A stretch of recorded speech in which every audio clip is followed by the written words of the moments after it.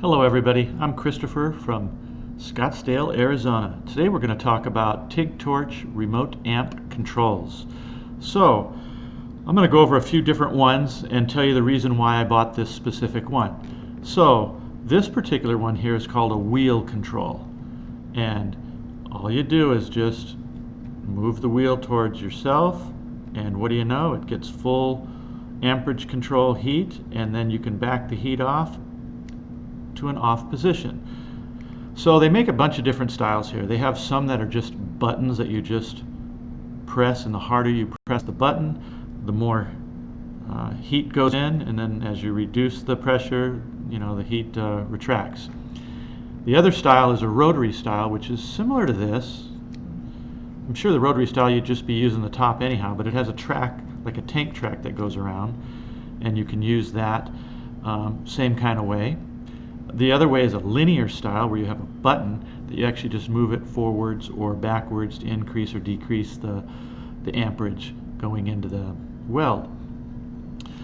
I'll tell you, it's interesting. I bought this one because it was the only one that had a return spring on it, and I thought this would be pretty cool to have, where you turn it on, and when you're all done welding, you can release it and it'll just zing back to the off position, and all is good, and you never have a mistake of accidentally leaving it on, and when you turn the torch on and having it contact metal and spark and cause a problem there. So, but I actually took the return spring out of it because I didn't really like it, and I'll tell you why I didn't like it.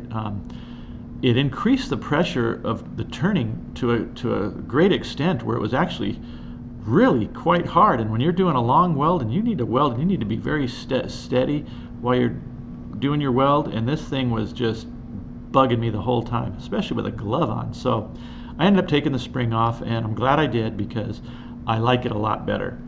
The other cool thing about this is when you put this on and off, that's full force and that's off. This thing isn't dancing around like crazy.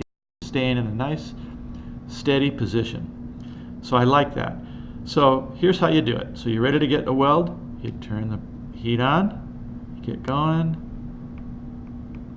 When you get near the end of your weld, as it starts heating up the metal, you can start backing off a little bit on it. Back off, get your last dab in, and turn it off. Let the gas flow for a little bit, and you're done. You got a nice weld. So pretty cool. So I am going to teach myself and become a master at this, and I am not going to use my foot pedal anymore. I'm a pretty new welder, and as you can see, it's probably not the best weld somebody could do, but it's only my first weld with this. I'm mainly the kind of welding I'm very familiar with is MIG welding, and I can weld anything with MIG and do it quite efficiently.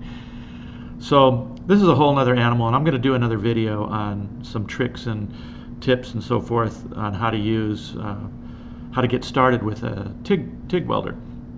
But anyhow, so with this, is the main reason why I like these hand controls is it's unbelievable.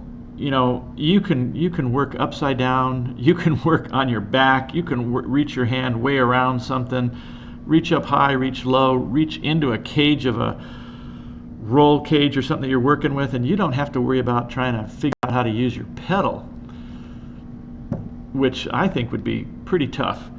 In fact, I have made a few items, and I didn't like the foot pedal at all. I found it very restrictive. Unless you were just sitting at a table and just welding, basic stuff, then that's fine.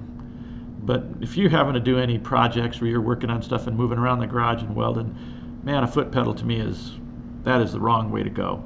So I think the younger generation who get started in these new style innovations with TIG torch amperage control, they're never going to see any reason why you'd need a pedal. I have a feeling that's just going to be old school and just go away like a lot of things in this world. This is the way to go by far. So anyhow, just wanted to show you guys a little bit what's going on. I got this from a company called CK Worldwide. I don't know the part number. They sell a lot of different ones.